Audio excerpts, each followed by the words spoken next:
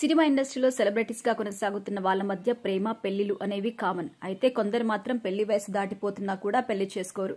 దాంతో ఇండస్ట్రీలో రకరకాల వార్తలు వినిపిస్తుంటాయి. అలాంటి వారిలో ప్రభాస్ పేరు ముందుంటుంది. తర్వాత యాంకర్ ప్రదీప్. ఇక బుల్లితెరపై అనేక షోస్ కి యాంకర్ గా ఉంటూ చాలా బిజీగా కూడా ఉన్నారు.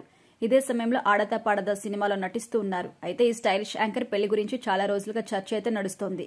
ఇక ప్రదీప్ పెళ్లెప్పుడు అనే ప్రశ్న మాత్రం వదలలేదు. తాజాగా ఒక ఇంటర్వ్యూలో పాల్గొన్న ప్రదీప్ పెళ్లిపై క్లారిటీ ఇచ్చేశారు. ఈ వీడియో వైరల్ అవుతోంది సోషల్ మీడియాలో. అయితే తాను ఏం చెప్పారంటే, తెలుగు ప్రేక్షకులకు పరిచయం అక్కర్లేని పేరు ప్రదీప్ మాచిరాజు. ఈయన బుల్లితెరపై టాప్ మేల్ యాంకర్ గా ఉన్నారు. ఒకప్పుడు వరుస షోస్ కి యాంకరింగ్ గా ఉంటూ జనాలను ఆకట్టుకున్నారు. తర్వాత సినిమాల్లో కూడా రాణిస్తున్నారు. అయితే సినిమాలో చిన్న రోల్లో కనిపించిన ప్రదీప్ ఇటీవల హీరో అయ్యారు. 30 రోజుల్లో ప్రేమించడం ఎలా అనే మూవీతో హీరో అయ్యారు. ఈ మూవీ ప్రేక్షకులకు ప్రశంసలు అందుకుంది.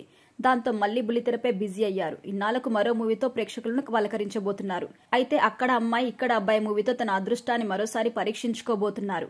ఈ మూవీ త్వరలో రిలీజ్ కాబోతోంది. సినిమా రిలీజ్ టైం దగ్గర పడుతున్న నేపథ్యంలో వరుసగా ఇంటర్వ్యూస్ ఇస్తున్నారు. ఇక ప్రమోషన్స్ లో కూడా పాల్గొన్నారు ప్రదీప్. అయితే తాజాగా తన పెళ్లిపై క్లారిటీ ఇచ్చారు. ఇక తన సినిమాల గురించి ఎన్నో విషయాలు షేర్ చేసుకున్న ప్రదీప్ బుల్లితెరపై షోస్ కి గుడ్ బై చెప్పేస్తారని అడిగితే, అది మన చేతుల్లో ఉండేది కాదు అంటూ చేస్తాను ఇటు చేస్తాను అని కూడా క్లారిటీ ఇచ్చారు.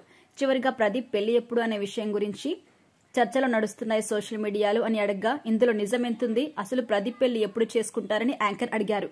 దానికి ప్రదీప్ ఆలోచన వచ్చింది, త్వరలో మీకు ఆ న్యూస్ చెప్తాను అన్నాడు. అయితే అమ్మాయి ఎవరు అనేది బయటపెట్టలేదు. కానీ సోషల్ మీడియాలో మాత్రం ఎమ్మెల్యే అంటూ జనాలు ఫిక్స్ అయిపోయారు.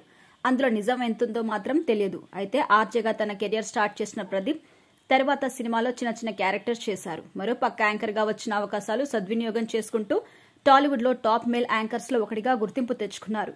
గత ఏడాది 30 రోజుల్లో ప్రేమించడం ఎలా అనే సినిమాతో హీరోగా చేశారు. ఇప్పుడు రెండో సినిమాగా అక్కడ అమ్మాయి ఇక్కడ అబ్బాయి మూవీతో రాబోతున్నారు. ఈ మూవీ ఎలాంటి టాక్ ని సొంతం చేసుకుంటుందో చూడాలి.